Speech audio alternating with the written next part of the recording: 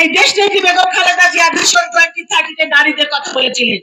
আমাদের শহীদ রাষ্ট্রপতি জিয়াউর রহমানের 19 দফার মধ্যে 11তম দফা ছিল নারীর কথায়, নারী এবং শিশু। আমাদের দেশনেত্রী বেগম খালেদা জিয়ার ভিশন 2030 ছিল নারীদের কথা। আমাদের দেশ নায়ক, আমাদের ভারপ্রাপ্ত চেয়ারম্যান জনাব তারেক রহমান, তিনি বলেছেন নারী, আপনারা শুধু নারী নন, আপনারা সমাজের আলো, ঘরের আলো, পৃথিবীর আলো। নারীরা এগিয়ে আসুন, দেশের দায়িত্ব নিন, সমাজের দায়িত্ব নিন, রাষ্ট্রের দায়িত্ব নিন। আর সেই জন্যই কিন্তু নারীরা আমরা এগিয়ে এসেছি। এই যে মা বোনেরা, আপনারা কি কখনো ঘরের বাইরে আগে হয়েছেন এরকম ভাবে? কখনো কিন্তু হন নাই। আমরা কি করতাম? স্বামীর জন্য রান্না বান্না করতাম। আর আপনারা প্রত্যেকে ভোটার, কিন্তু জাতীয়তাবাদী দলের সদস্য কতজন আছেন আমার জানা নেই। প্রত্যেকে আপনারা জাতীয়তাবাদী দলের সদস্য হবেন, ধানের শীষের সদস্য হবেন। কারণ আমি জানি যে আপনাদের সেই আগ্রহ আছে, না হলে আপনারা আজকে আসতেন না। আপনারা 20 টাকা, মাত্র 20 টাকা লাগবে না সদস্য হতে। এই 20 টাকা কিন্তু 20 কোটি টাকার সময়। কারণ বাংলাদেশ জাতীয়তাবাদী দল বাংলাদেশের সবচাইতে বড় এবং সবচাইতে জনপ্রিয় দল। সেই দলের সদস্য হতে পারাটাও তো একটা বিরাট গর্বের বিষয়। আমি তখন কি করবো?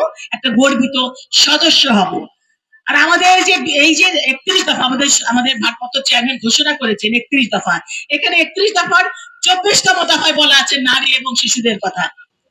সেই নারীরা কি হবে? একদম ফ্যামিলি কার্ড পাবে, শুধু নারীরা পাবে, পুরুষরা পাবে না। মারা পাবে, মা হোক, বোন হোক, ফুপু হোক, তারাই পাবে।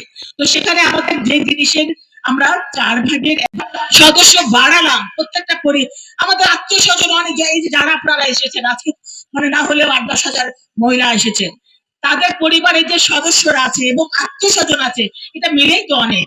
তাদেরকে আমরা সদস্যর মধ্যে অন্তর্ভুক্ত করবো। আমি আন্তরিকভাবে আপনাদের কাছে দুঃখ প্রকাশ করছি, অনেক বোনেরা চলে যাচ্ছেন। কারণ আসলে অনেক ভোটে দিবেন, কিন্তু আপনার নিজের ভোটকে আপনি নিজে দেবেন। ভোট যেন কেউ চুরি করতে না পারে। 2018-তে আমিও একজন ক্যান্ডিডেট ছিলাম। আমি ভোট কেন্দ্রে গিয়ে দেখি আমার ভোটও দেওয়া হয়ে গেছে। সে কোন দেশে আমরা বসবাস করি যে আমার আমার ক্যান্ডিডেট ভোটও দেওয়া হয়ে গেছে? সেই সুযোগটা আপনারা দিবেন না।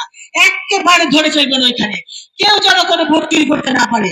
আমরা ভোট চুরি করতেও চাই না, আমরা ভোট বিনা ভোটে নির্বাচিত হতে চাই না। জনগণের সরকার প্রতিষ্ঠা করতে, গণতন্ত্র প্রতিষ্ঠা করতে। কারণ জনগণের ভোটের দ্বারাই জনগণের সরকার প্রতিষ্ঠা হবে। সুতরাং আপনারা, আমরা সকলে যেন আমাদের ভোটটি আমরা দিতে পারি।